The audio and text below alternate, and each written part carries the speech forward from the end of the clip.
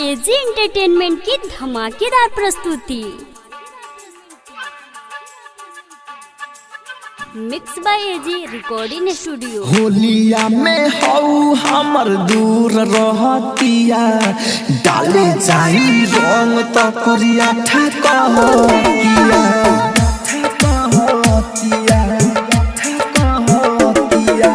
होलिया में हऊ हमर दूर रहतिया, डाले जाई रंग त करिया ठकहतिया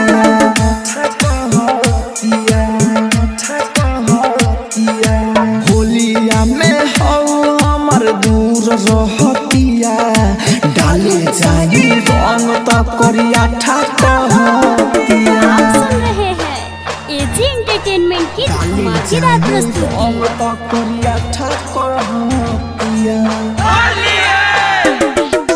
डीजे कंचन राज रंग त करिया ठकहतिया हाजीपुर वैशाली। होलिया में हऊ हमर दूर रहतिया, mix by AG recording studio.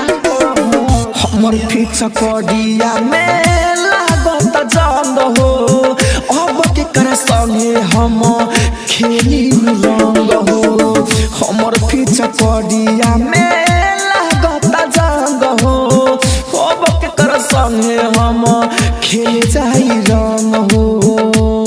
हम करी कार्य धोखा दिल सिलभर, हम करी कार्य धोखा दिल सिलभर।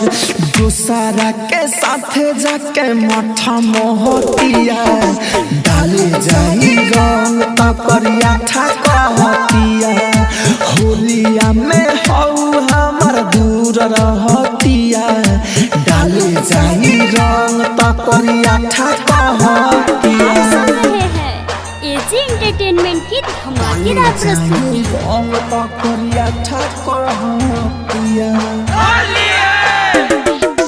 डीजे कंचन राज रंग त करिया ठकहतिया हाजीपुर वैशाली। होलिया में हऊ दूर रहतिया, mix by AG recording studio. कितनो मनाई बाकी रे माने न गोरकी, ओकरा से निक त हऊ बिया सवरती। कितनो मनाई बाकी रे माने न गोरकी, ओकरा से निक त हऊ बिया सवरती।